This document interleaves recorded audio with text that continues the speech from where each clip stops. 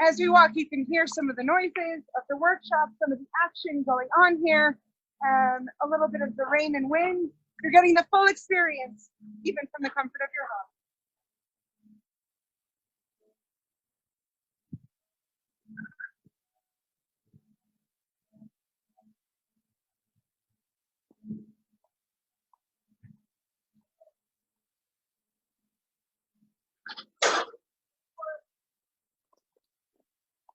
So some graffiti is done by famous artists that are respected in the community, and so it stays there forever, like the things that we saw before.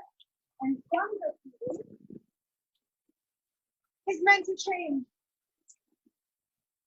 And so when we walk through the alleyway here, I said that the streets of Tel Aviv are like a live museum that are ever changing, and this whole area is the perfect example.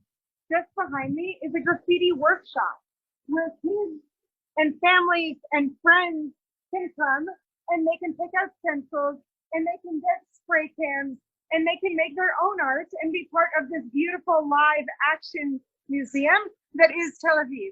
Someone here must love science.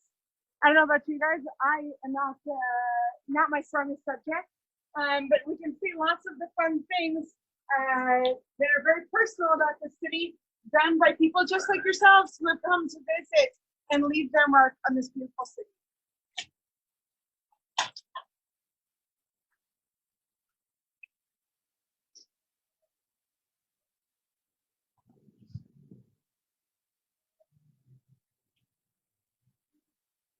Well done. So as we start to walk a little bit out of this industrial area, we'll see that people even live here. How cool is it? They have these huge unicorns and gigantic lizards spread across their front doors and the walls of their home.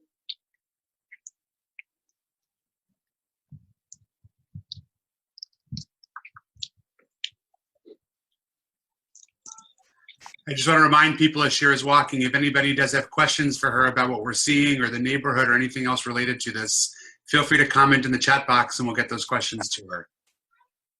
It can be anything. I'll try my hardest. So this is one of my favorite pieces. This is done by another female artist. Her name is Karen, and so she goes by the Miss K. And some of you might notice and recognize the face of this character she's drawn here. If not, I'll show you right now. His name is Theodore Herzl. You might recognize him now. This was a picture of him from when he lived in the late 1800s. Doesn't look as cool and hip as he does now. So what she's done is taken a picture of one of the leading people in Jewish history. He's famous for kind of being the father of Zionism, the creator of the idea of creating a state of Israel and making something happen. Unfortunately, he never lived to see the state of Israel be born, but thanks to the work of people like Miss K, we've updated Theodore Herzl, given him a snazzy Tel Aviv tank top, a coiffed, nice beard and mustache, and a little bit of a flip to the hair. He's the perfect hipster. So fits in perfectly with this artsy neighborhood, but is still embodying the spirit of this beautiful, beautiful moment in history. The picture of Theodore Herzl. So we get to see him, and if you notice, I'll talk a little bit quieter. It's actually the entrance to someone's house. So we're standing right in front of someone's front door, and it's a piece of art in and of itself. Let's keep walking. There's a question about where in Tel Aviv we actually are now, if you can orient us a little bit geographically. Okay, so Tel Aviv is the second largest city in landmass. It has about 500,000 people living in it. And in Tel Aviv itself, it's bookended by Jaffa, which is just to the left of me right now. I'm facing the water, and it's just to the left of me. I can't see the water right now. But we're in the southern part of Tel Aviv, just before you hit Jaffa. I'm about a 10-minute walk from the clock tower of Jaffa, and about a 20-minute drive from the northern part of the city. So we're definitely in the more southern end of the city.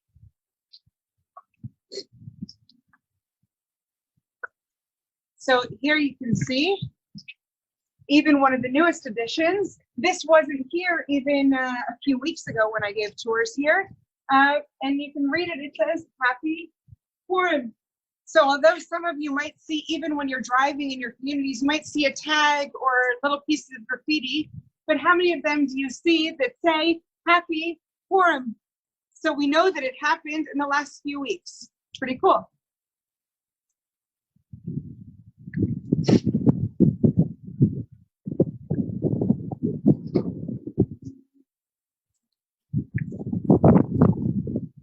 And here is a great example of how kind of empty the city is right now. Usually this street, you'd hear a lot of the international language of Israel, the honking of the horn of cars, but there's just not a lot of people out and about. So we're using it to our advantage to get to experience the city to the fullest.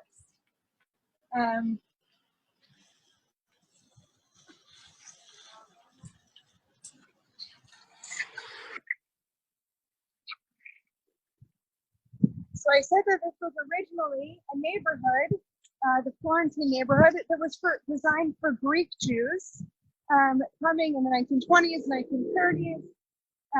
And so, of course, in order to be a Jewish community, they needed to have a synagogue. So we're walking up to right now, the first synagogue of this neighborhood. Now we're used to, in America, big synagogues that have lots of spaces, you know, a hall for events, usually a religious school as well. But this very tiny building in front of us, that was the synagogue of this community. You can even see the Chanukiah at the very top. It's seen better days. But this was the original sanctuary of the community. Now, what the community members realized was that there was lots and lots of artwork and graffiti being popping up on every wall as we were walking, and that actually they wanted some control over what was going to be put up on their walls. They didn't just want, you know, some big monkey like we see across the street, actually a big, or the name of some artist up on this wall. They wanted something with meaning. So they decided to talk to that artist, Solomon. You might remember him. We saw him with Sandy Koufax, the baseball player. So they spoke to Solomon and they said, we want a beautiful piece of artwork that's going to include old and new, that's going to give us an idea of what the temple once looked like, because this was the temple to this community. So what did he do?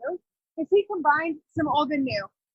Some of the beautiful buildings and high-rise structures of Tel Aviv, including the entrance in to the temple, lots of grapes and vines and the different symbols of species grown here in Israel. He made a really beautiful artistic piece that says a lot about history, but also shows us that this community, although it's a very old synagogue, and most of the members are pretty old too, that they're really trying to make sure that they're still part of the neighborhood and that they're still relevant and that they can include artwork, but artwork that's meaningful to them. It's a pretty special piece. So we're going to cross the street now. I think we'll probably have time for one or two more stops, but by all means, keep the questions coming. It doesn't just have to be about Tel Aviv.